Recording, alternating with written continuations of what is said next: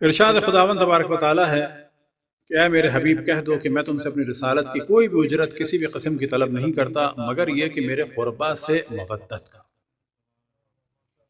اس موضوع کو عموماً ہم خطبے میں سرنامہ کلام قرار دیتے ہیں کیونکہ یہی وہ موضوع ہے کہ جس کے بعد ہم صحیح معنی میں مسلمان بن سکتے ہیں یا رہ سکتے ہیں۔ وہ کیا موضوع ہے کہ ہم بے حکم خداوند تبارک و تعالی اشرف الانبیاء حضرت محمد مصطفیٰ صلی اللہ علیہ وآلہ وسلم کو ان کی رسالت کی اجرت کو ادا کریں، کس صورت میں کہ ان کے قربا اور اہل بیت سے صرف قلب میں چھپی ہوئی محبت کے ذریعے سے نہیں بلکہ اظہار مودت کے ذریعے سے، کہ ان کے غم میں غمگین ہوں، ان کی خوشی میں خوش ہوں۔ یہ کم ترین اظہار ہے کسی سے محبت کا۔ تو آپ نے محبت طلب نہیں فرمائی بے حکم خداوند تبارک و تعالی، بلکہ مودت طلب فرمائی کہ جس میں ایک اظہار ہو۔ اور بلا شک عالم اسلام میں صرف مذہب حق اہل بیت علیہم السلام یعنی شیعہ اثنا عشری وہ ہیں اس کے اتم میں مصداق کہ جو رسول آل رسول کے غم میں اور خوشی میں اظہار کرتے ہیں، غم میں غمگین ہوتے ہیں اور خوشی میں خوشی کا اظہار کرتے ہیں۔ اور نہ فقط یہ کہ غم میں غمگین ہوتے ہیں اور خوشی میں خوشی کا اظہار کرتے ہیں قربۂ رسول اللہ کی، بلکہ ان کے غم کو مقدم کرتے ہیں اپنی خوشی اور اپنے غم پر، اور ان کی خوشی کو مقدم کرتے ہیں اپنی خوشی اور اپنے غم پر۔ ایسا نہیں کہ اگر کوئی مر جائے ہمارے گھر میں تو ہم پھر اہل بیت کا جشن نہیں مناتے، اور ایسا نہیں کہ اگر ہمارے گھر میں شادی ہو تو پھر اہل بیت کی شہادت یا ان کے غم کو بھول جاتے ہیں۔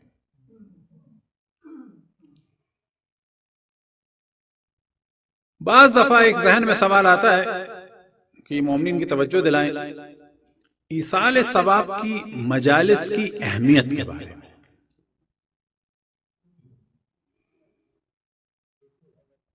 بعض دفعہ لوگ سمجھتے ہیں کہ اس کا فقط یہ فائدہ ہے کہ اس کا ثواب ایک مرحوم کو پہنچ جائے گا اور ایک رسم ہے، ہاں مرحوم کو ثواب پہنچے گا،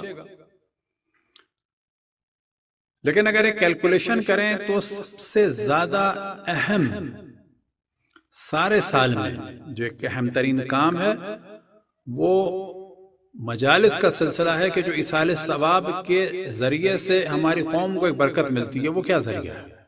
وہ کہ اس کو بعض دفعہ ڈسکریج کیا جاتا ہے کہ اس کا کیا فائدہ، اتنا خرچے کا کیا فائدہ۔ ہمیشہ اہل بیت علیہم السلام کے مقابلے میں لوگوں کو یاد آتا ہے کیا؟ صدقات اور یہ مختلف قسم کے کام، اپنے کسی کام کے مقابلے میں یاد نہیں آتے۔ ویلفیئر بہترین چیز ہے، نہ اہل بیت کے مقابلے میں۔ یہ میں ہمیشہ کہتا ہوں، انسان اپنے کپڑوں میں، شادی میں، نکاح میں، ولیمے میں، کھانے میں، پینے میں، سفر میں، گاڑی میں، موبائل میں اور ہزار چیزوں میں جو ہے وہ بچت کر کے ویلفیئر میں لگا دے، نہ وہاں نہیں یاد آتا کسی کو۔ ہمیشہ اہل بیت علیہ السلام کے مقابلے میں یاد آتا ہے کہ اگر یہ نہ کرتے تو ویلفیئر کر دیتے۔ اسے ہم بار بار اس وجہ سے بیان کرتے ہیں کہ یہ شدید انحراف ہے اہل بیت علیہ السلام کے ذکر کو روکنے کے لیے ویلفیئر کا سہارا لینا۔ اسی طریقے سے اسے بار بار ہم ہمیشہ انجام ذکر کرتے ہیں تاکہ یہ زبان زد خاص و عام ہو جائے، اس کے دھوکے میں نہ آئیں گے۔ بالکل اسی طرح سے کہا جاتا ہے جی علم حاصل کریں، یونیورسٹیاں بنائیں، کالج بنائیں، ہاں بالکل۔ یہ ہمیشہ کیوں یاد آتا ہے امام حسین کی عزاداری کے مقابلے میں؟ کیوں؟ سب سے پہلی بات کہ جو ہم سب کو من حیث القوم پاکستان میں توجہ دلانی چاہیے کہ کالج یا یونیورسٹی بنانا قوم کی ذمہ داری نہیں ہے، یہ حکومت کی ذمہ داری ہے۔ بس اگر احتجاج کرنا ہے تو احتجاج اس صورت میں نہ ہو کہ امام حسین کی عزاداری کو روکا جائے۔ محرم آ رہے ہیں، یہ ساری لاجک شروع ہو جاتی ہے۔ یہ جو آپ کو اپڈیٹ کر رہے ہیں اسی وجہ سے کر رہے ہیں کہ ابھی سے اس کو بولنا شروع کریں تاکہ اگر کوئی مولوی ملا بھی یہاں سے بولنے کا ارادہ رکھتا ہے تو اس کی زبان بند ہو جائے۔ یہاں سے مراد یہ والا ممبر نہیں ہے، جنرل ممبر ہے، صلوات پڑھنے پر محمد والے والا۔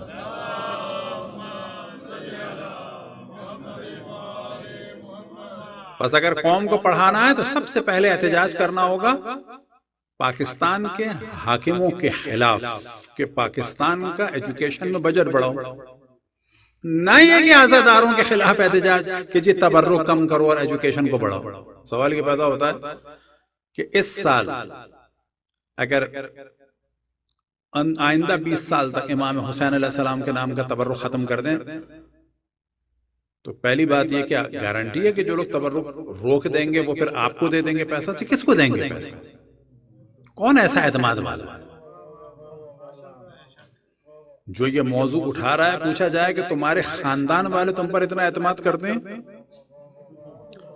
پھر یہ کہ بہت سارے لوگ جو پیسہ لگاتے ہیں عزاداری امام حسین میں واقعاً وہ پیسہ لگانے کے اہل نہیں ہیں، وہ سال بھر کی اپنی خواہشات کو ذبح کر کر فرزند رسول کی مظلومیت کو بیان کرنے کے لیے اپنا پیسہ لگاتے ہیں۔ اگر آپ کوئی اور کام کے لیے کہیں گے وہ نہیں لگائیں گے، کیوں؟ کہ ان کو دوسرے اہم کام نظر آ جائیں گے۔ تو سب سے اہم کام کیا ہے کہ پاکستان کی حکومت پہ زور لگائیں، وہاں کے منسٹروں پہ زور لگائیں، وہاں کے آپ معیار کو بلند کریں کہ بابا اسلحے کے بجائے سب سے زیادہ جو ہمارا بجٹ ہونا چاہیے ایجوکیشن کا ہونا چاہیے۔ اگلا مرحلہ یہ آتا ہے کہ یہ عزاداری کو ختم کر کے یہ کیوں نہیں کہتے کہ امام حسین علیہ السلام کے ماننے والوں کو ایجوکیشن پہ بہت توجہ دینی چاہیے اور عزاداری زیادہ سے زیادہ کریں، کیونکہ یہ اہم میڈیا ہے اور اس میڈیا کے ذریعے سے جو ہے وہ ایجوکیشن کو آگے بڑھائیں۔ اگر آپ نے اس میڈیم کو ختم کر دیا، اسی سلسلے کو ختم کر دیا، تو کیا گارنٹی ہے کہ آپ قوم کے مزاج کو صحیح کر پائیں گے؟ کیونکہ آپ نے اصل میڈیم تو ختم ہی کر دیا۔ تو کیونکہ اب 1 مہینے بعد محرم کا سلسلہ شروع ہونے والا ہے تقریباً، تو سب سے زیادہ اس وقت جو اعتراض کا سلسلہ شروع ہوگا وہ عزاداری پر، اندر سے بھی اور باہر سے بھی، کہ جس میں ایک لطیفہ ہمیشہ ہم بیان کرتے ہیں۔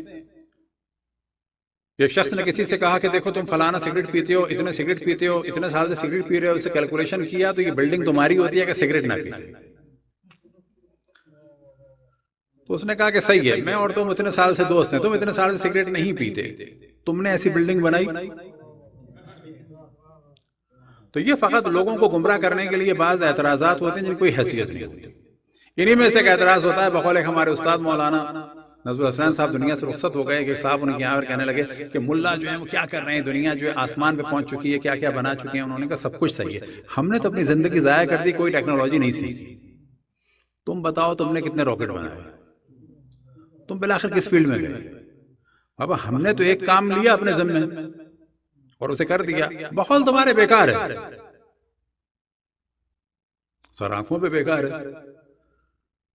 تم نے کیا کیا؟ تم نے بالآخر کوئی چیز بنائی، آسمان پہ پہنچے، مریخ پہ پہنچے کہ چاند پہ پہنچے؟ کچھ بھی نہیں۔ تو کون زیادہ بہتر ہے؟ تو یہ وہ مغالطے ہیں کہ جو کبھی بھی قوم میں نہ آنے دیں۔ انہی مغالطوں میں سے مغالطہ جو شروع ہوگا محرم سے پہلے، اور کئی دفعہ ہم ڈسکس کر چکے ہیں کہ شیعوں نے امام حسین کو مارا۔ بابا شیعوں نے امام حسین کو مارا، سنی اس وقت کیا کر رہے تھے؟ ان کے نبی کے نواسے کو شیعہ مار رہے تھے، سنی اکثریت میں تھے، اصحاب ان کی اولاد موجود تھی، انہوں نے کیوں نہیں بچایا؟ اگر مارنے والے بالفرض شیعہ تھے تو ان پہ لعنت، اور نہ بچانے والوں پہ بھی لعنت۔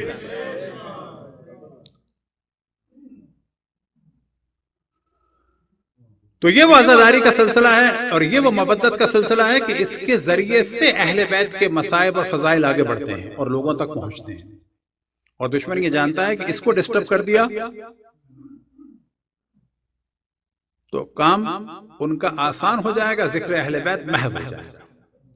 اب اس کام کو روکنے کے لیے ایک طریقہ ہوتا ہے کہ حملے کیے جائیں، اور وہ دیکھ چکے ہیں کہ حملوں سے مسئلہ حل نہیں ہوتا، ٹیمپریری طور پہ ہوتا ہے، اس کے بعد مسئلہ بڑھ جاتا ہے،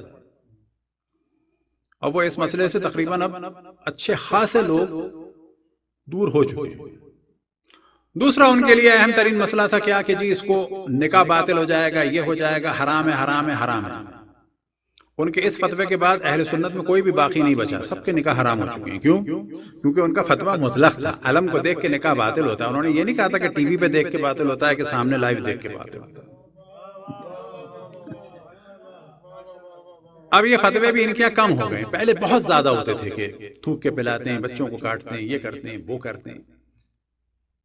اور انہیں میں ایک مسئلہ بہت زیادہ مشہور، آپ کو تعجب ہوگا کہ ذکر امام حسین کے خلاف کہاں تک موضوع ہے، کہ آغا خوئی کے اور آغا سستانی کے وکیل ہیں آغا سید محمد موسی، وہ فرماتے ہیں کہ ملیشیا یا انڈونیشیا کانفرنس میں جا رہے تھے اور ان کے ساتھ سفر میں جو ہے سعودی شہزادہ تھا، نہ کہ ایک عام آدمی، شہزادہ اور منسٹر، اور وہ معذرت کر کے کہتا ہے کہ یہ جو آپ کے یہاں یہ ہم نے سنا ہے، یہ کیا ہے واقعی، یہ شب عاشور؟ آپ تصور کریں وہ کیا پروپیگنڈا کہ معاذ اللہ لائٹیں بند کر کے جو ہے وہ گناہ کرتا ہے۔ اب یہ سوال کر رہا ہے ایک عام آدمی نہیں، ایک سعودی منسٹر کے جو شہزادہ، انہوں نے کہا تمہارے ملک میں دمام میں، اسی طریقے سے احسا میں، قطیف میں اتنی بڑی تعداد ہے شیعہ کی، کبھی جا کے دیکھ لو۔ تو اس کے پاس واقعا اس کا بھی جواب نہیں تھا کہ بات تو صحیح ہے، دیکھنا چاہیے۔ اب آپ تصور کریں کہ آج کے اس جدید دور میں بھی یہ والی تہمت چل رہی ہے، صرف کس لیے؟ اہل بیت علیہ السلام کے ذکر کو ختم کرنے کے لیے۔ کیونکہ شہادت امام حسین سے ان کو پرابلم کیا ہے کہ جب شہادت امام حسین کا ذکر ہوتا ہے تو آٹومیٹکلی ان کے چاہنے والوں تک لوگوں کا دماغ پہنچ جاتا ہے کہ قاتلوں میں ان کے لوگ ضرور ہیں، اور یہ لوگ چاہتے ہیں کہ یہ کام نہ۔ اب یہ والی تھیوری کھل کے آ چکی ہے جسے ہم بار بار بیان کرتے تھے کہ اہل سنت میں دو نظریات چل رہے ہیں۔ ایک نظریہ یہ ہے کہ بابا یزید اور معاویہ کو قربان کر دو تاکہ ان باقی لوگوں کی داڑیاں بچاؤ، ایک نظریہ یہ ہے۔ ایک نظریہ یہ ہے کہ یزید کو بھی خطرے میں نہ ڈالو، حتیٰ عمر سعد کو بچا لو، حتیٰ شمر کو بچا لو، کیونکہ شمر بھی جو ہے راویان بخاری میں سے ہے اور عمر سعد بھی راویان میں سے ہے۔ یہ دونوں کے دونوں اہل سنت کے نزدیک تابعی ہیں، اور دونوں کے دونوں جو ہیں وہ کس کے؟ صحابی کے بیٹے ہیں۔ تو وہ یہ کہتے ہیں کہ ان کو شیعوں کو الجھا تو اس فرنٹ پر، کون سے فرنٹ پر؟ عمرو عاص اور معذرت اپنا عمر سعد اور شمر والے میں، تاکہ یزید تک بھی نہ آ سکے۔ یزید تک بھی آ گئے تو معاملہ خراب ہو جائے گا، اور اب بعض لوگ یہ کہہ چکے ہیں کہ یزید پر بھی اگر ہم نے کھل کے شیعوں کو بولنے دیا تو معاویہ پر اعتراض ہوگا۔ کیا اعتراض ہوگا؟ کہ اگر یہ فاسق اور فاجر اور زانی اور شرابی تھا تو اس کا سلیکٹ کرنے والا اس گناہ میں شریک تھا۔ سلیکٹ کرنے والا کون تھا؟ زبردستی لانے والا کون تھا؟ قوم پہ مسلط کرنے والا کون تھا؟ بیت المال کا منہ کھول کے لوگوں کے ایمان کو، حتیٰ صحابیوں کے ایمان کو خریدنے والا کون تھا؟ معاویہ تھا۔ پس یزید کی اگر خباثت بیان ہوئی تو آٹومیٹکلی معاویہ تک بات جائے گی۔ پھر سوال یہ پیدا ہوگا کہ یزید کے زمانے میں جو اصحاب یزید کی بیعت کر رہے تھے ان تک بات جائے گی۔ اب آپ تصور کریں، کہا جاتا ہے جی شیعوں نے امام حسین کو بلایا، ان میں بھی اصحاب تھے کہ جن میں صف اول کے کون تھے؟ جناب حضرت سلیمان بن سرد خوائی، یہ صحابی تھے۔ اب یہاں پہ اہل سنت سے کہا جائے کہ امام حسین کو بلا کے دھوکہ دینے والوں پہ لعنت ہے تو بھیجو جاؤ ان کو۔ اچھا، بلانے والوں پہ اگر تم اتنی لعنت ملامت کرتے ہو تو بیعت کرنے والوں پہ کیوں نہیں کرتے؟ اور اس یزید کو مسلط کرنے والے پر کیوں نہیں بیعت کرتے؟ اس کے باپ پر صلوات پڑھیں بر محمد و آل محمد۔ خداوند تبارک و تعالیٰ کی تمام ملائکہ کی، تمام انبیاء کی، تمام اوصیاء کی، تمام مومنین جن و انس کی لعنت ہو دشمنان اہل بیت۔ تو یہ موضوعات ہم نے اس وجہ سے بیان کیے کہ محرم سے پہلے اپنے آپ کو بہت زیادہ جو ہے وہ ایک مائنڈ میک اپ کرنا چاہیے کہ اس قسم کے موضوعات جہاں سے آئیں فوراً اس کا جواب دیا جائے اور ایک لہجہ اس میں سوچا نہ جائے۔ کیوں؟ کہ ایک بہت بڑی تعداد ایسی ہے جن کو انہی نعروں کے ذریعے سے گمراہ کیا جاتا ہے۔ اسکول کالج کے بچوں کو یہی کہہ دیا جاتا ہے شیعہ پیٹ رہے ہیں، انہوں نے تو مارا تھا۔ تو ایک 15-16 سال کا، 20 سال کا، 25 سال کا بچہ، اس کے لیے جملہ کافی ہوتا ہے۔ تو ہر آدمی دفاع اہل بیت میں لگے، ہر آدمی خصوصاً عزاداری کے دفاع میں لگے، کیونکہ عزاداری سے ان کو بہت شدید پرابلم ہے۔ وہ جو ہم ذکر کر رہے تھے کہ ایصال ثواب کی مجالس، تو اب یہاں پر آپ کیلکولیشن کریں، امام حسین کی مجالس عام طور پہ اب مجالس اہل بیت کب ہوتی ہیں؟ پہلی محرم سے لے کے 8 ربیع الاول، کتنے دن ہو گئے؟ 2.25 مہینے۔ اس کے بعد ہر امام کی ولادت اور شہادت، مجالس سے مراد یعنی محافل جو بھی ذکر اہل بیت، کتنی ہو گئی؟ کیونکہ 2.25 مہینے میں امام زین العابدین علیہ السلام کی بھی آ جاتی ہے شہادت، امام حسن کی بھی آ جاتی ہے، رسول اللہ صلی اللہ علیہ وسلم کی بھی آ جاتی ہے۔ اب آپ کتنے باقی 9 معصومین کی سمجھیں ولادتیں اور شہادتیں اور ایڈ کر لیں۔ ایام فاطمیہ 10 دن یا 20 دن، وہ ہمارے نہیں ہوتے 10 دن 20 دن، عموماً 2 دن 1 دن 3 دن۔ اگر یہ عزاداری کا سلسلہ جو ایصال ثواب کے لیے ہے پورے سال نہ ہو تو آپ جانتے ہیں کہ کئی مہینے کا گیپ آ جائے گا، کئی مہینے کا گیپ آ جائے گا۔ لیکن ایک اہم ترین کام ذکر اہل بیت علیہم السلام فضائل و مصائب کی صورت میں پھیلانے کا جو ایک اہم ترین ذریعہ ہے، یاد رکھیں، وہ محرم اور سفر اور شہادت اور ولادت کے علاوہ جو ہے وہ ایصال ثواب کا، یعنی اگر اس کو آپ ہٹا دیں تو بہت سارے مومنین ممکن ہے کہ عاشورہ کے بعد اگلے عاشور تک امام حسین کے مصائب نہ سن سکیں۔ پھر جو ایصال ثواب کی مجالس میں ایک پوزیٹو چیز ہے وہ کیا ہے کہ وہ جو مجالس امام بارگاہ میں ہو رہی ہیں اس میں بہت سارے لوگ نہیں جاتے، کیونکہ ان سے وہ پوچھنے والا نہیں ہے۔ مثال کے طور پر ایک نوجوان یا کوئی ایسی فیملی ہو جو بہت زیادہ عزاداری میں نہ جاتی ہو، کہیں گے جی رمضان میں ہولی ہے، 21 رمضان کو، یا مثلا شہادت ولادت میں ہولی ہے، اور اگر وہ نہ بھی جائیں تو کوئی پوچھنے والا نہیں ہے۔ لیکن آپ جانتے ہیں کہ ایک ایسی چیز ہے کہ جس میں وہ نہ بھی چاہتے ہوں تو وہ چلے جاتے ہیں، وہ کیا چیز ہے؟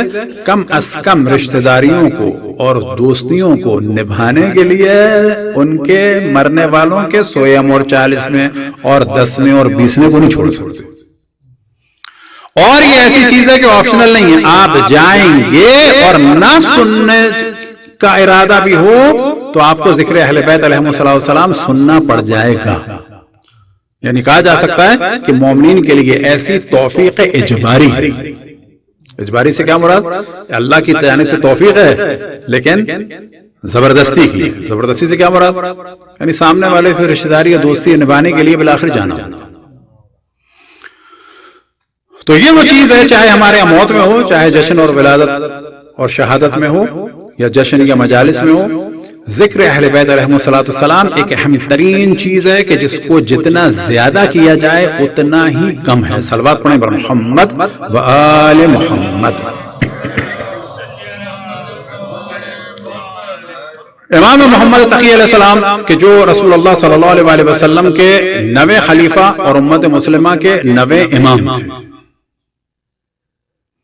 معصومین علیہم السلام میں جو سب سے کم عمر میں ایک قول کے مطابق جو ذات مقدس شہید ہوئے وہ حضرت فاطمہ سلام اللہ علیہا تھی، معصومین میں۔ لیکن اگر معصومین میں ظاہر ہے کہ ایک خاتون تھی، باقی 13 مرد ہیں، ان میں اگر دیکھا جائے یا یہ کہا جائے کہ ائمہ علیہم السلام میں سب سے کم عمر ہستی کون ہے جو دنیا سے رخصت ہوئے، تو امام محمد تقی علیہ السلام تھے، یعنی 25 سال۔ اسی طریقے سے ایک اور منفرد موضوع امام محمد تقی علیہ السلام سے جو ہے کہ کوئی بھی امام جو اپنے والد کی زیادہ عمر میں متولد ہوئے، زیادہ عمر میں، تو وہ امام محمد تقی علیہ السلام تھے۔ یعنی جب امام رضا علیہ السلام دنیا سے رخصت ہوئے تو اس وقت آپ 7 سال اور 7-8 مہینے کے تھے، بہت چھوٹے تھے، ان کی جوانی میں نہیں ہوئی۔ حتیٰ امام رضا علیہ السلام کے زمانے میں دشمن یہ پروپیگنڈا کر رہے تھے کہ اب امامت کا سلسلہ ختم ہو چکا ہے، کیونکہ امام کے تو کوئی بیٹا ہی نہیں ہے۔ اور یہ پروپیگنڈا دشمنوں کا تھا اور بعض جگہ دوستوں کے بھی ایمان متزلزل ہو چکے تھے. لہذا امام کی روایت ہے کہ سب سے زیادہ جو بابرکت مولود ہیں ہمارے درمیان وہ امام محمد تقی علیہ الصلوۃ والسلام.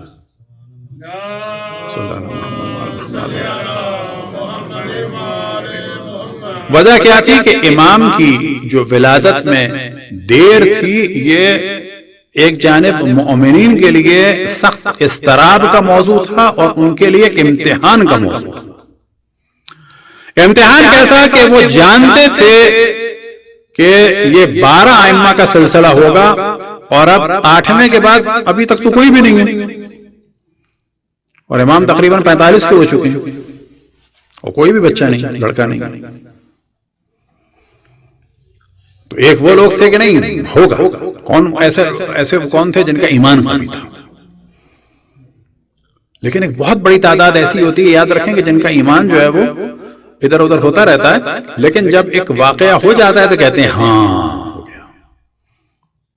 اور اکثر اصحاب رسول جو ہیں وہ اسی قسم کے تھے. صلوات پڑھیں بر محمد و آل محمد.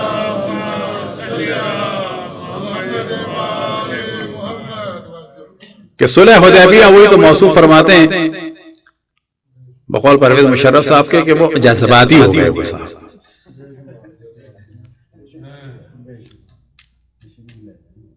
اچھا صلح حدیبیہ میں جذباتی ہو گئے موصوف، کسی جنگ میں نہیں ہوئے بیچارے جذباتی،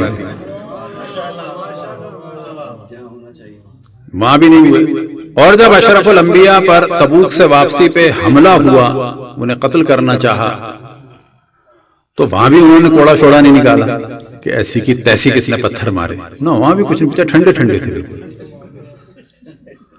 کیوں کہ ایک نام ان کا بھی آتا ہے. لیکن اگر ان کا نہ بھی آئے تو بابا یہاں بھی تو غصہ آنا چاہیے. تمہارا غصہ ہے کیسا؟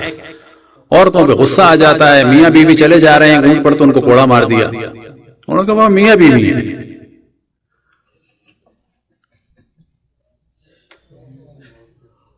ہر جگہ غصہ ہے، غصے کی جگہ غصہ نہیں ہے. حماقت کی ایک علامت ہی ہوتی ہے. صلوات پڑھیں بر محمد و آل محمد. حماقت کی علامتوں سے ایک علامت کیا ہوتی ہے کہ جہاں ہنسی نہ آئے وہاں ہنسی آئے، اور جہاں غصہ نہ آئے وہاں غصہ آئے، اور جہاں غصہ آنے کی جگہ میں غصہ نہ آئے. صلح حدیبیہ میں غصہ آ رہا ہے، کسی جنگ میں بھی غصہ نہیں آیا.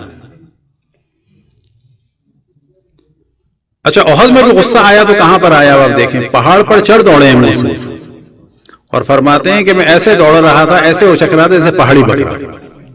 تشریف لے گئے تھے، نہیں دوڑے نہیں تھے، تشریف لے گئے تھے. لیکن وہاں پہ کیا کہہ رہے ہیں؟ خبردار جو کسی نے کہا کہ رسول اللہ دنیا سے چلے گئے مار دوں گا. بابا تجھے مارنا تھا تو ان کو مارتا جو رسول اللہ کو مارنا چاہ رہے تھے. اب اگر یہ افواہ اڑ ہی گئی ہے کہ رسول اللہ صلی اللہ علیہ وسلم شہید کر دیے ہیں تو تم یہ افواہ سن کے ہی تو بھاگے تھے. اب تم کہہ رہے ہو کہ جو بولے گا اس کو مار دوں گا. بابا پروپیگنڈا کرنے والے تم، بولنے والے تم، یقین کرنے والے تم. اب بیچارہ ایک سادہ آدمی بول دے گا تم اس کو مار دو گے. یعنی اپنے آپ کو بہت زیادہ مخلص اور اپنی لائلٹی ثابت کرنا چاہ رہے ہیں کسی کو ایک عام آدمی کو مار کے. پریکٹیکلی کچھ نہیں. تو ایک بہت بڑی تعداد یاد رکھیں کہ جو مومنین کی بھی ہوتی ہے. خداوند تبارک و تعالی ہم سب کا ایمان قوی فرمائے کہ بعض دفعہ ایک شک آتا ہے، اور ایسے لوگ اصحاب میں بھی بہت زیادہ تھے جو قوی الایمان تھے. ان میں سب سے سر فہرست وہ تھے کہ جو اشرف الانبیاء کے نور سے خلق کیے گئے تھے. یعنی کون؟ صدیق اکبر، فاروق اعظم، یعقوب الدین، امیر المؤمنین علی بن ابی طالب.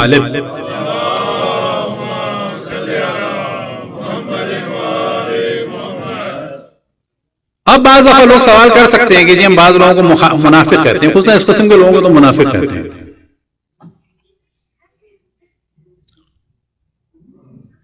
کہ اشرف الانبیاء نے فرمایا کہ یہاں چٹان سے جانا نہیں، اس پہاڑ سے جانا نہیں، چاہے پہاڑ جگہ چھوڑ دے تم لوگ نہ ہلنا احد میں. لیکن تمام روایتوں میں کہ جب انہوں نے دیکھا کہ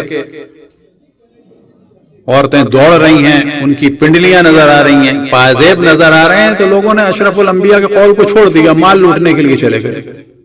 یعنی پہلی چیز کیا کی کہ اشرف الانبیاء کے قول کو نہیں مانا، حکم کو نہیں مانا، بھاگ گئے۔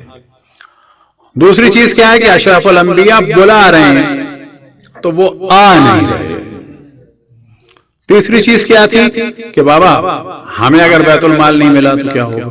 یعنی اشرف الانبیاء کے قول کو کہ نہ جانا، اس کو بھی نہیں مانا، اشرف الانبیاء کا حکم کہ واپس آ جاؤ، اس کو بھی نہیں مانا، اور تقسیم مال کے سلسلے میں ان کو عادل بھی نہیں مان رہے۔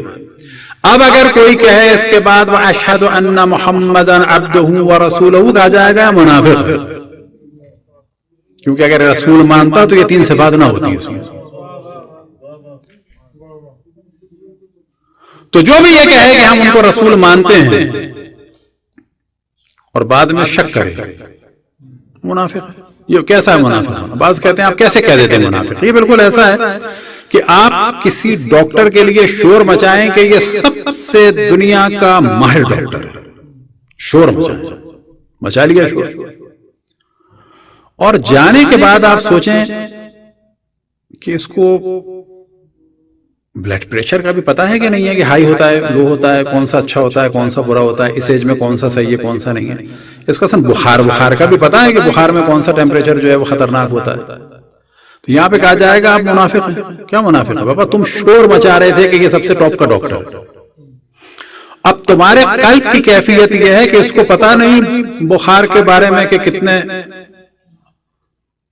درجے کے بعد خطرناک ہے، یہ تو تمہارے ذہن میں یہ خوف ہے کہ اس کو بخار کا پتا ہے یا نہیں پتا، ہائی بلڈ پریشر کا پتا ہے کہ نہیں پتا، یا فرض کر لیں کہ اس کو مثال کے طور پر ایکس رے دیکھنا آتا ہے یا نہیں آتا۔ یہ تین خوف تمہارے دل میں ہیں، یہ واضح بتا رہے ہیں کہ تم اپنے اس والے دعوے میں کہ یہ سب سے قابل ڈاکٹر ہے منافق۔ اگر تم یہ مانتے ہو کہ سب سے قابل ڈاکٹر ہے تو پھر خوف کس چیز کا ہے؟ یعنی آپ کسی واقعی ڈاکٹر کے پاس جائیں، دل میں یہ ہو کہ پتہ نہیں اس کو ایکس رے پڑھنا آتا ہے کہ نہیں آتا، رپورٹ دیکھنی آتی ہے کہ نہیں آتی، اس کو پتا ہے کہ شوگر لیول کتنا ہونا چاہیے نہیں ہونا چاہیے، پتہ نہیں پرسکرپشن صحیح لکھ سکے نہ لکھ سکے، تو پھر آپ کیوں شور مچا رہے تھے کہ سب سے قابل ڈاکٹر؟ یہ نفاق ہے۔ بس جب ہم کہتے ہیں کہ بہت سارے لوگ ایسے تھے اشرف الانبیاء کے ارد گرد جو منافق تھے، وہ کس معنی میں منافق تھے؟ کہ بول تو رہے تھے، جیسے کہ سورہ منافقین میں، منافقون میں نشہد انک لرسول اللہ، گواہی دیتے ہیں لیکن ان کی بات ماننے کو تیار نہیں ہے، ان کی صفات ماننے کو تیار نہیں ہے، بیت المال کی تقسیم میں ان کو عادل نہیں مان رہے ہیں۔ تو ایک بہت بڑی تعداد یاد رکھیں کہ ہر دور میں ایسی ہوتی ہے۔ اب یہاں پر ہمارے بعض علماء اہل سنت کہتے ہیں کہ نہیں یہ تو انسانی فطرت کا تقاضا ہے۔ ہم کہہ رہے ہیں ہاں انسانی فطرت کا تقاضا ہے، ہم کب کہہ رہے ہیں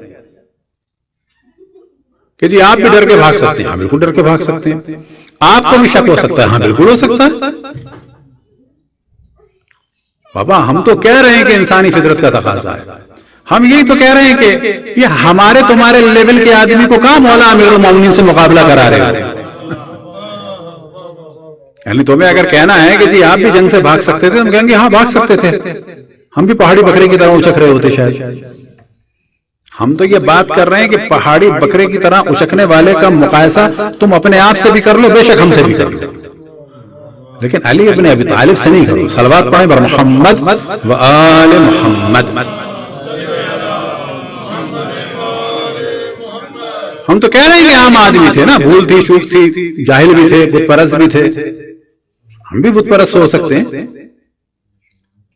بھائی، ہم میں سے بعض ایسے لوگ ہو سکتے ہیں ساری زندگی بت پرست ہوئے، بعد میں ہو گئے شیعہ، ہم میں سے بھی ڈر سکتے ہیں۔ ہم میں سے بھی بعض ایسے لوگ ہیں کہ جن کو حکم رسول اللہ سمجھ میں نہ آئے، دل میں ان کے ہو کہ یہ تو بیکار حکم ہے معاذ اللہ۔ ہم کب کہہ رہے ہیں کہ ہم ایسے نہیں ہو سکتے؟ ہم سے مراد ہے نہیں عام پبلک، ہم یہی تو بتا رہے ہیں کہ ان کو عام پبلک جیسے ہی رکھو، ان کو ان جیسا بنانے کی کوشش نہ کرو کہ جو اشرف الانبیاء کے نور سے خلق میں ہیں۔ صلوات پائیں پر محمد و آل محمد۔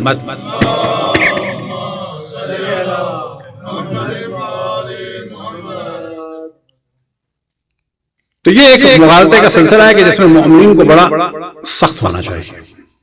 تو امام میں رضا علیہ السلام کی عمر زیادہ ہو گئی تھی، اور امام محمد تقی علیہ السلام کی ولادت نہیں ہوتی، ایک امتحان تھا. بس معصومین میں، بلکہ ائمہ میں یا معصومین میں مردوں میں جو سب سے کم عمر میں دنیا سے رخصت ہوئے امام محمد تقی علیہ السلام تھے. اور پھر ظاہر ہے کہ ائمہ میں بھی سب سے کم عمر میں وہی دنیا سے رخصت ہوئے. معصومین کیا جو سب سے لیٹ ولادت ہوئی ہے کسی امام کی تو وہ امام محمد تقی کی ولادت ہوئی ہے امام رضا علیہ السلام کے گھر میں. اور معصومین میں جو سب سے کم عمر میں اعلان امامت فرمائی ہے تو وہ امام زمان علیہ السلام نے فرمائی ہے. ان سے کچھ زیادہ عمر تھی امام علی نقی علیہ السلام کی، 6 سال کچھ میں. ان سے کچھ زیادہ امام محمد تقی علیہ السلام کی، یعنی 7 سال اور 7-8 مہینے. تو معصومین میں، ائمہ میں سب سے کم عمر میں اعلان امامت جنہوں نے فرمایا یا جو منصب امامت پر اعلان فائز ہوئے امام زمان علیہ السلام، اس اعتبار سے. لیکن ائمہ میں سب سے پہلے جس کم سن امام نے اعلان امامت فرمایا ہے اور منصب امامت پر فائز ہوئے اپنے والد کے جانے کے بعد تو وہ امام محمد تقی علیہ السلام تھے، کیونکہ آپ 9 ہیں، امام علی نقی علیہ السلام 10 ہیں اور امام زمان علیہ السلام جو ہیں وہ 12 ہیں. تو پہلے کے اعتبار سے امام محمد تقی علیہ السلام ہیں اور کم عمری کے اعتبار سے امام زمان علیہ السلام ہیں. صلوات پڑھیں پر محمد و آل محمد. تو اگلا جو مرحلہ تھا خطرناک کہ جس میں مومنین کا امتحان تھا وہ تھا امام محمد تقی علیہ السلام کی کم عمری میں امامت. اور یہ حضرت عیسیٰ علیہ السلام کے بعد تاریخ انبیاء میں اور ائمہ میں پہلا واقعہ تھا، حضرت عیسیٰ کے بعد. یعنی مسلمانوں کو یہ بات پتا تھی کہ ایک نبی کم سنی میں منصب نبوت پر فائز ہو کر اعلان فرما سکتے ہیں. البتہ ہمارا عقیدہ ہے کہ ہر نبی بچپن سے امام تھے، اعلان کچھ نے فرمایا کچھ نے نہیں فرمایا. اعلان جو فرمایا وہ حضرت عیسیٰ نے اور حضرت یحییٰ. لیکن اب یہ فقط علم کلام کی حد تک تھا کہ یہ پاسبل ہے.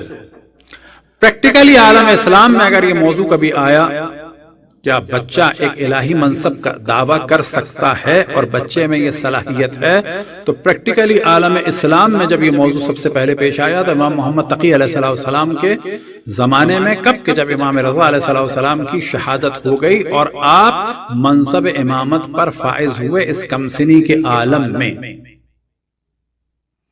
اور یہاں پر تقسیم بندی ہو گئی تھی کہ ایک جانب بنو عباس کا پروپیگنڈا تھا، ایک جانب علماء اہل سنت کا پروپیگنڈا تھا، ایک جانب وہ شیعہ مومنین تھے کہ جن کا ایمان قوی تھا کہ ہاں یہی حجت خدا ہے، اور ایک جانب وہ مومنین تھے شیعہ کہ جو متزلزل تھے کہ واقعاً یہ 8 سال سے کم عمر میں امامت کے منصب پر فائز ہو کے حق ادا کر سکتے ہیں کہ نہیں کر سکتے. بس کچھ وہ لوگ تھے کہ جو امام کے پاس جاتے تھے اس یقین کے ساتھ کہ یہ امام ہیں اور اپنا ہم یقین اور محکم کر لیں.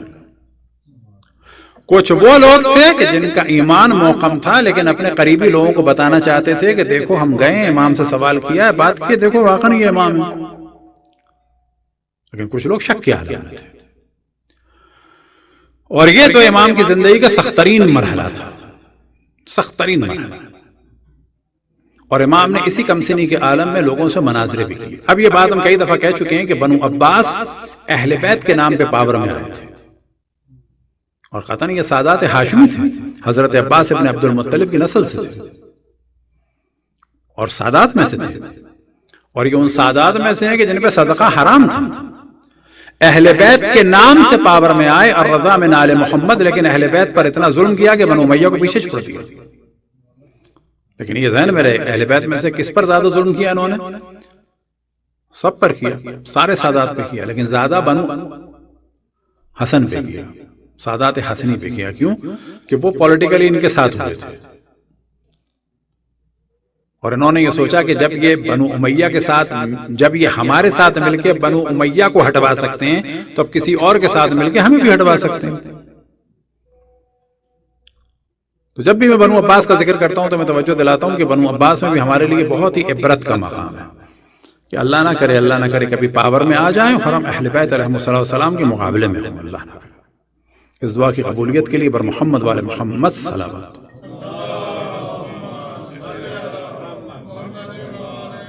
لہٰذا بہت سارے لوگ پاور میں جب آتے ہیں تو ان کا نظریہ بدل جاتا ہے، بالکل ویسے جیسے پاکستان میں جو لوگ حکومت میں آئے تھے الیکشن کرانے کے لیے کہ 90 دن میں الیکشن کرائیں گے، لیکن بعد میں محسوس ہوا نا ہم تو اولو الامر بن سکتے ہیں۔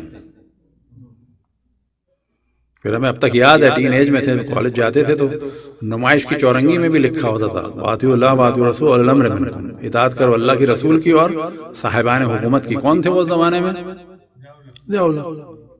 بقول غلام اسحاق خان کے کہ دھماکے سے جہاز پھٹ گیا، وہ اللہ وہ پورے امیر المؤمنین بننے والے تھے، بلکہ بن گئے تھے۔ تو بنو عباس کا بھی یہی حال ہے، یاد رکھیں کہ بنو عباس والے کیا لگ رہے تھے؟ سیدھے سادے لوگ لگ رہے تھے، بالکل ویسے جیسے کہ اب یہ ممکن ہے کسی کو عجیب لگے لیکن نالج بڑھنی چاہیے کہ بھٹو جیسے لوگ اور بے نظیر جیسے لوگ، ہم نہیں کہتے کوئی دیندار کوئی آئیڈیل تو نہیں تھے لیکن سیاسی لوگ تھے۔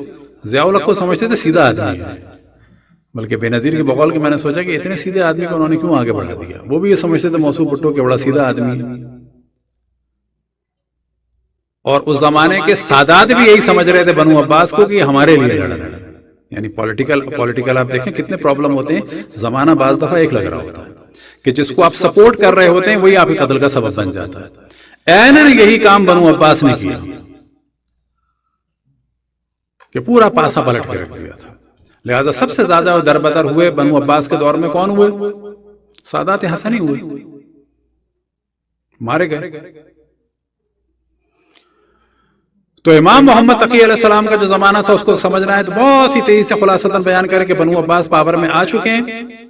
صفح کے دور میں امام جعفر صادق علیہ السلام کا پورا گھر جلایا گیا، امام کو قتل کرنے کی کوشش کی گئی، امام جعفر صادق علیہ السلام کو باقاعدہ جو ہے وہ جلا وطن کیا گیا، وہ جو شاگردوں کی تعداد تھی وہ بالکل کم ہو گئی تھی، امام سے ملنے پہ پابندیاں لگ گئی تھیں۔ پھر منصور کے زمانے میں امام محمد جعفر صادق علیہ السلام کو شہید کر دیا۔ کس کا کارنامہ ہے؟ سب کچھ بنو عباس کا۔ اس کے بعد امام کے فرزند امام موسیٰ کاظم کو سالوں جیل میں رکھا، کس نے رکھا؟ ہارون نے رکھا، اور ہارون خود بنو عباس کا جو فرد لعنت اللہ علیہ، اس کے حکم سے امام موسیٰ کاظم علیہ السلام کو شہید کر دیا، اس عالم میں کہ جیل میں تھے، گلے میں توق، ہاتھوں میں ہتھکڑیاں، پاؤں میں بیڑیاں، اور وہاں سے نکال کر بغداد کے پل پر ان کے جسم کو رکھ دیا، اور ان کی توہین کرنے کے لیے ان کے جسم اقدس کو اٹھانے کے لیے کون آئے؟ حمال آئے، سامان اٹھانے والے لوگ۔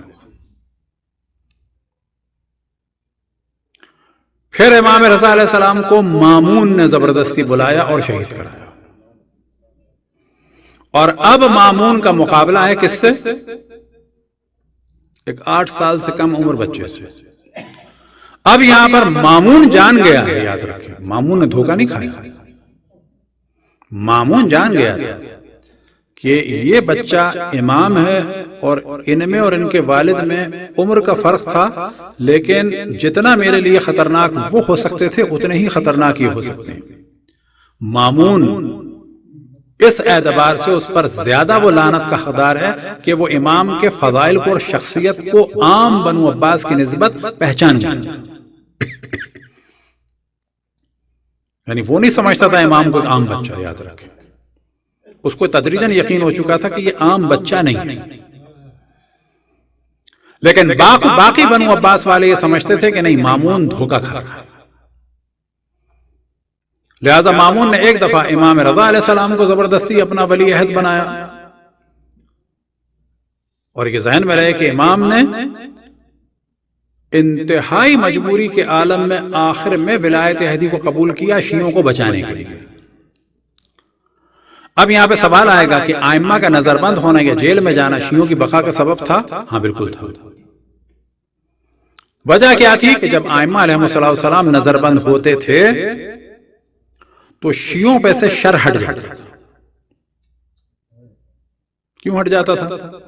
کہ اب شیعوں کو فری ہینڈ چھوڑ دو، وہ جیل میں کچھ نہیں ہوگا۔ یعنی شیعوں کو کوئی باہر سے کمانڈ کرنے والا نہیں ہے، یعنی وہ جو خطرہ ہوتا تھا کہ شاید یہ فوج بنا لیں، شاید یہ اسلحہ جمع کر لیں، شاید یہ قیام کر لیں، شاید یہ انقلاب لے آئیں، نہیں، اب وہ تو نہیں ہو سکتا تھا۔ لہذا بعض جگہ روایتوں میں بیان ہوا کہ ہم نے تمہیں بچانے کے لیے اس چیز کو قبول کیا ہے۔ اور یہ جو ائمہ علیہم السلام کا نظر بند ہونا یا جیل میں جانا یا ان لوگوں کے انڈر میں رہنا اس طرح سے کہ مظلوم واقع ہوتے تھے، اس زمانے میں تشیع زیادہ پھیلی ہے۔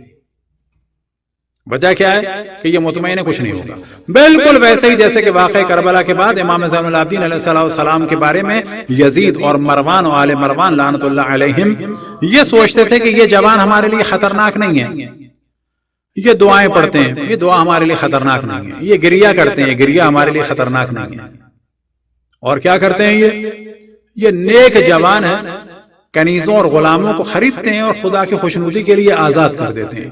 سب سے زیادہ کنیز و غلام اگر کسی نے خریدے تمام اہل بیت علیہم السلام میں، وہ امام زین العابدین علیہ السلام تھے۔ وجہ کیا تھی کہ آپ نے کنیز و غلاموں کی تربیت کر کے اتنا ان کو آزاد کر کے پوری دنیا اسلام میں پھیلا دیا تھا۔ پیغام اہل بیت علیہم السلام کے بعد وہ ایک طرح سے مبلغ بن چکے تھے۔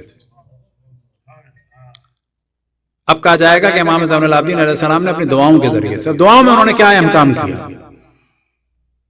اہم ترین کام صحیح معنی میں معرفت خداوند تبارک و تعالی، اور کیا چیز؟ مختلف طریقوں سے صلوات۔ مختلف طریقوں سے صلوات کیا؟ صلوات ایک نہیں، اللہم صلی علی محمد و علی محمد، یہ تو ایک ہے، مختصر ترین ہے۔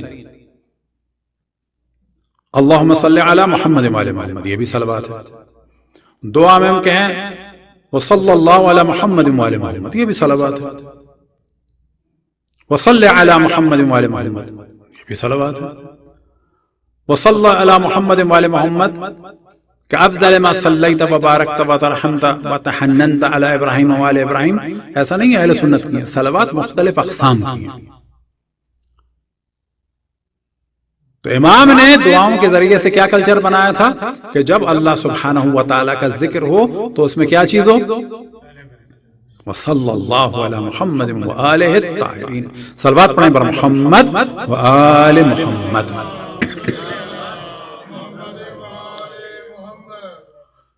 تو ائمہ علیہم السلام نے اپنے ہر دور میں مختلف طریقے سے کام انجام دیا۔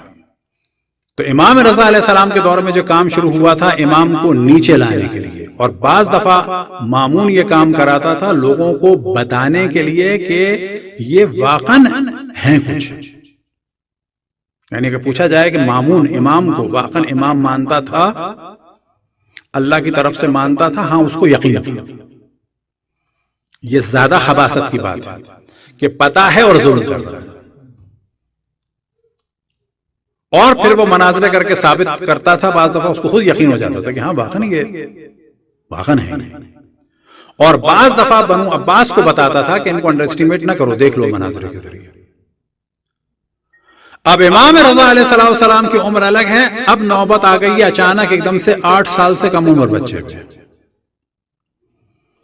اور اب دوبارہ مامون اسی پوزیشن میں ہے کہ مجھے تو یقین ہے کہ یہ بچہ جو ہے نا اللہ کی جانب سے کچھ ہے، لیکن ہاں چھوڑوں گا بھی نہیں میں زندہ، چاہے اللہ کی جانب سے، میں ظلم بھی کروں گا کیونکہ حکومت کا مسئلہ ہے۔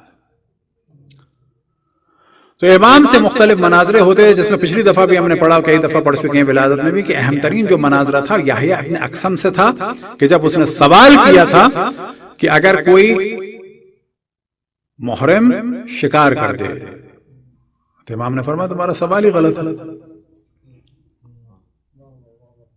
مثلا یہ سوال ہی غلط ہے کہ اگر کوئی احرام پہنا ہوا شکار کر دے۔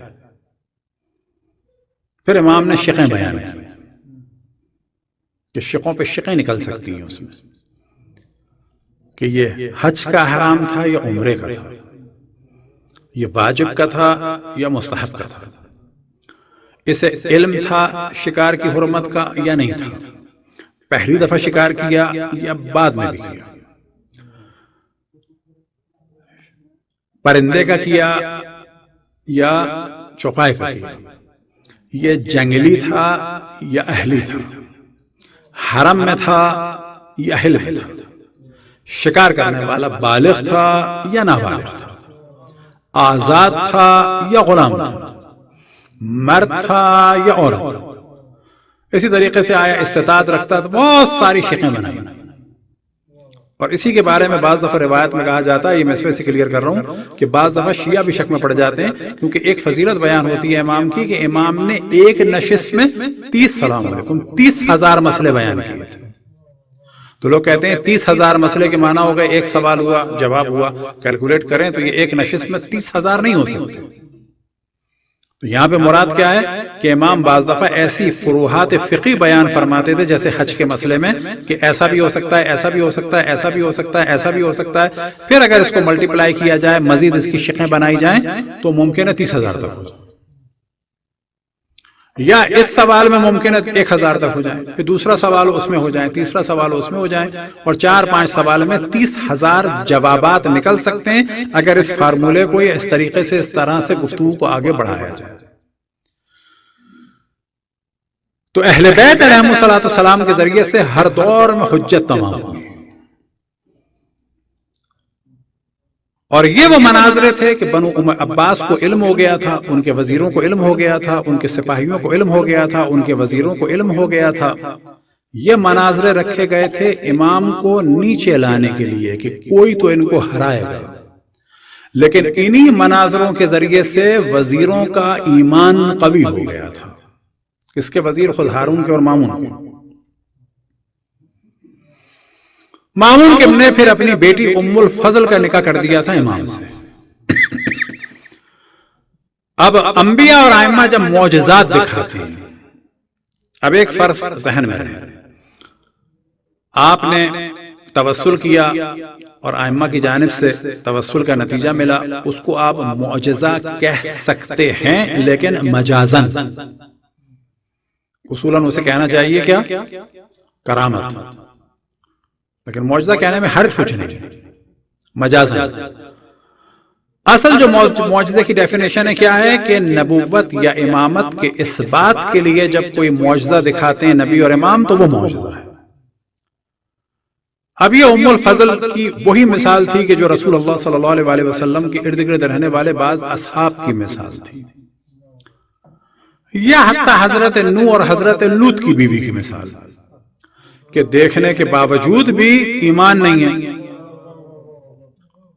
یا مثال کے طور پر زوجہ رسول جناب عائشہ کی مثال، بہت سارا کہ جب اشرف الانبیاء نے ان کے اونٹ میں کچھ سامان رکھوا دیا جناب صفیہ کا، تو محترمہ بہت ناراض ہوئی، انہوں نے جملہ کا اَتَظُمُ أَنَّهَا رسول اللہ، آیا تم یہ گمان کرتے ہو کہ اللہ کے نبی ہو؟ یعنی شک تھا۔ تو انبیاء کی ازواج کو بھی شک ہوتا ہے۔ اب یہاں پہ بعض اہل سنت کہتے ہیں کہ جی آپ کے امام جو ہیں وہ اپنی بیوی کو بتا ہی نہ سکے کہ میں نبی تھا، وہ میں امام تھا، تو بابا یہ تم اعتراض حضرت نوح پہ کر رہے ہو کہ حضرت لوط پہ کر رہے ہو؟ یہ اعتراض وہ کرتے ہیں کہ جعدہ بنت اشعث وہ کیوں امام حسن کو نہیں پہچان پائی؟ ہم سوال کریں گے کیوں حضرت عائشہ نہیں پہچان پائی؟ چلیں جی آپ ان کا دفاع کر لیں گے، حضرت نوح کی حضرت لوط کی بیوی کیوں نہیں پہچان پائی؟ آپ کا دعویٰ ہے کہ امام حسن سے افضل ہیں حضرت لوط اور حضرت نوح، اور حضرت نوح تو قطعاً اولو العزم ہے۔ اگر نبی اپنی بیوی کو نہیں بتا پائے تو پھر آپ ہم سے کیا طلب کر رہے ہیں کہ امام حسن اپنی بیوی کو سمجھا پاتے؟ اس کا جواب یہ ہے کہ بعض دفعہ لوگوں کے قلوب پر مہر لگ جاتی ہے، سمن بکمن عمیون، دیکھتے ہیں نظر نہیں آ رہا ہوتا، سنتے ہیں نہیں سن رہے ہوتے، معجزات دیکھتے ہیں بجائے ایمان قوی ہونے کے بغض ہو جاتا ہے۔ ام الفضل کے سامنے بھی امام نے معجزات کو ظاہر کیا، جن میں سے ایک معجزہ یہ تھا کہ جب ام الفضل سے نکاح کے بعد رخصتی ہوئی تو آپ بغداد سے مدینہ جا رہے تھے،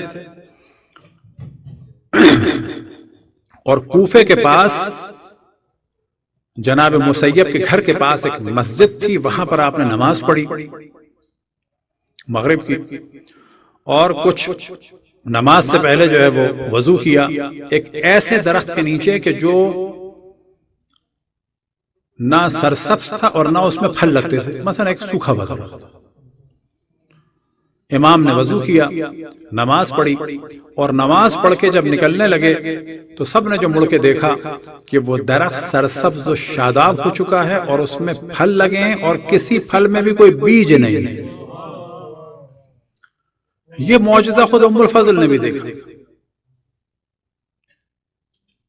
لیکن جب اولیاء خدا سے، چاہے انبیاء ہوں چاہے ائمہ ہوں، اگر ان کا بغض دل میں بیٹھ جائے کہ خداوند تبارک و تعالیٰ ہم سب کو محفوظ رکھے اور ان کی معرفت عطا فرمائے، تو پھر کوئی معجزہ بھی کام نہیں آتا. نہ حضرت لوط کی بیوی کو نظر آتا ہے، نہ حضرت نوح کی بیوی کو نظر آتا ہے، اور نہ رسول اللہ کی ازواج کو نظر آتا ہے،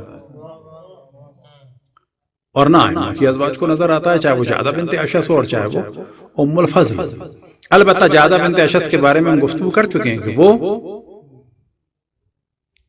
کس کی بیٹی تھی؟ اشس بن قیس قندی کی، جو صحابی رسول تھا. ماں کون تھی ان کی؟ ام فروہ. ام فروہ کون؟ اہل سنت کے پہلے سیاسی خلیفہ کی بہن. یعنی جعدہ بنت اشعث کو اگر شیعہ بنا کر شیعوں پہ ڈالا جائے تو ہم کہیں گے وہ آپ کے پہلے سیاسی خلیفہ کی سگی بھانجی تھی. کس کی؟ جناب ابوبکر کی سگی بھانجی تھی. اور حضرت عائشہ کی کون تھی سگی؟ پھوپھی زاد بہن.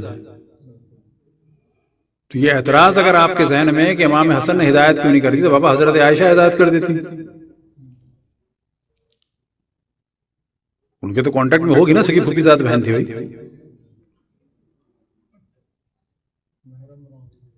سگی پھوپھی زاد بہن.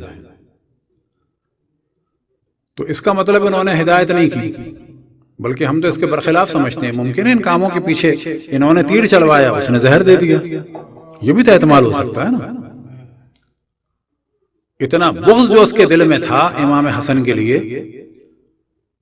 یا جو معاویہ نے زہر دلوایا، تو ممکن ہے کہ معاویہ نے قطعاً زہر دلوایا، لیکن اس کے دل کو امام حسین کے خلاف اور زیادہ بھرنے میں ممکن ہے انہی خاتون کا کردار ہو جنہوں نے امام حسن کے جنازے پہ تیر چلوا دی. تو نواسہ رسول سے محبت کا درس تو وہ بھی دے سکتی تھی نا، وہ تو ہمیں کہیں کبھی نظر نہیں آیا. تو ام الفضل وہ عورت تھی کہ جو حضرت نوح اور حضرت لوط اور انبیاء کی دیگر ازواج کی طرح سے تھی. یہ امام حسن کی بیوی جعدہ بنت اشس کی مانند تھی، اور یہی سبب بنی امام محمد تقی علیہ السلام کی شہادت کا. کیوں کہ اس سے پھر نسل نہیں چلی، امام نے عقد کیا، اور پھر امام کیا، امام میں علی نقی علیہ السلام کی ولادت ہوئی. لہذا امام کی شہادت میں جو ایک دخل تھا وہ ام الفضل کا تھا، جو بعد میں روتی بھی تھی لیکن وقت گزر گیا تھا. اور رونے سے بھی کبھی دھوکہ نہیں کھانا چاہیے. روتی وہ بھی خاتون تھی جو مولا علی کے مقابلے میں جنگ جمل میں آئی تھی، لیکن وہ رونا اگر پشیمانی کا ہوتا تو امام حسن کا ساتھ دیتے.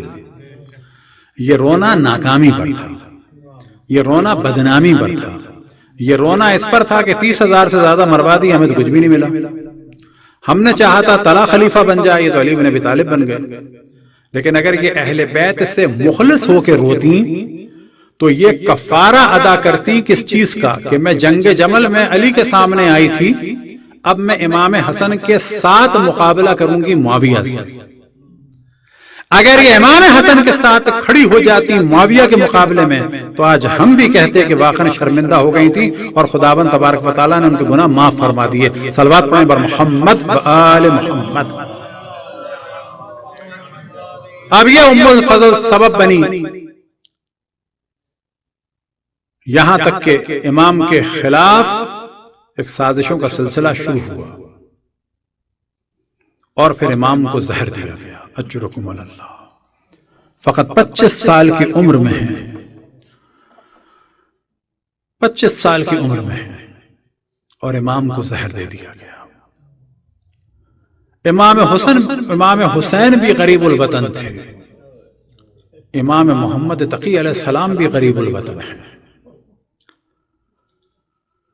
لیکن 25 سال کی عمر ہے. امام علی نقی علیہ السلام 6 سال کچھ ماہ کے، اور امام محمد تقی علیہ السلام کو ایسا زہر دیا گیا کہ جوانی کے عالم میں جسم کا رنگ بدل رہا ہے۔ اور جیسا کہ میں نے عرض کیا کہ امام محمد تقی علیہ السلام بھی غریب الوطنی کے عالم میں ہے، ہر جانب سے محاصرہ ہے، دشمنوں کے نرغے میں ہے، اور کم سن امام علی نقی علیہ السلام اپنے بابا کے ساتھ ہے۔ اجرکم علی اللہ۔ ایک وہ منظر ذہن میں آتا ہے کربلا کا، جس طرح سے واقع کربلا ہم سب کے لیے، ہمارے غموں اور مصائب کے لیے ایک مرہم ہے، تو یہ امام حسین کی مظلومیت اور امام زین العابدین کی مظلومیت فقط ہمارے لیے مرہم نہیں ہے، حتیٰ ائمہ علیہم السلام کے لیے بھی ہے۔ کہ جو ہم نے عرض کیا تھا کہ جب صفح کے دور میں امام جعفر صادق علیہ السلام کے گھر کو جلایا گیا، ان کے تمام گھر والوں سمیت، جب وہ گھر میں تھے تو آگ لگا دی گئی، لیکن کسی کو کوئی جانی نقصان نہیں ہوا، لیکن اس کے باوجود امام اس جلتی ہوئی آگ سے اپنے گھر والوں کے ساتھ نکلے، اور زبان پہ تھا یا نار کونی بردن و سلاما، لیکن آنکھوں میں گریہ تھا۔ جب سوال کرنے والوں نے سوال کیا کہ مولا گریے کی کیا وجہ ہے، سب تو بچ گئے، تو آپ تصور کریں کہ ائمہ علیہم السلام نے یہی چاہا ہے کہ ہمیشہ ہماری توجہ کربلا کی جانب اور شہدائے کربلا کی جانب اور اسیران کربلا کی جانب اور امام حسین کی جانب، ان کے اصحاب اور انصار کی مظلومیت کی جانب ہو۔ لہٰذا حکم کیا ہے کہ جب بھی امام حسین یاد آئیں تو کیا کہا جائے، یا لیتنی کنا معکم فافوز معکم۔ جب بھی اصحاب کربلا یاد آئیں تو کیا کہا جائے، یا لیتنی کنا معکم۔ جب پانی پئیں تو کیا کہیں، السلام علیک یا ابا عبداللہ۔ امام جعفر صادق علیہ السلام جب گریہ فرما رہے تھے، سوال کرنے والوں نے جو سوال کیا تو آپ جانتے ہیں امام نے کیا فرمایا، امام نے فرمایا کہ مجھے وہ وقت یاد آ گیا کہ جب خیموں کو جلایا جا رہا تھا، کیونکہ میں دیکھ رہا تھا کہ میں زندہ ہوں اور میرے گھر کی خواتین اور بچیاں بلند آواز سے گریہ کر رہی تھیں اور ایک کمرے سے دوسرے کمرے میں جا رہی تھیں، تو مجھے وہ منظر یاد آ گیا کہ جب امام حسین شہید ہو چکے تھے اور خیموں کو جلایا گیا، اور جلتے ہوئے خیمے سے بیویاں واہ حسینہ کہہ کے اس خیمے سے اس خیمے میں جا رہی تھیں۔ تو یہاں سے سمجھ میں آیا کہ جب بھی کوئی واقعہ ہو تو ہماری توجہ ہونی چاہیے امام حسین اور اصحاب امام حسین کی مظلومیت کی جانب، جناب زینب اور جناب ام کلثوم کی مظلومیت کی جانب، اور باقی اہل بیت علیہم السلام کی مظلومیت کی جانب۔ تو ایک وقت آیا کہ امام محمد تقی علیہ السلام دنیا سے جا رہے ہیں۔ اب ہماری ضرورت نہیں، ہماری زبانوں میں وہ جسارت کی طاقت نہیں کہ امام علی نقی علیہ السلام اور امام محمد تقی کی زوجہ کو ہم تسلی دے سکیں۔ معاذ اللہ معاذ اللہ، ہم صرف مصائب امام حسین بیان کر سکتے ہیں، ہم نہیں کہہ سکتے کہ بی بی آپ صبر کریں، ہم نہیں کہہ سکتے کہ یا امام علی نقی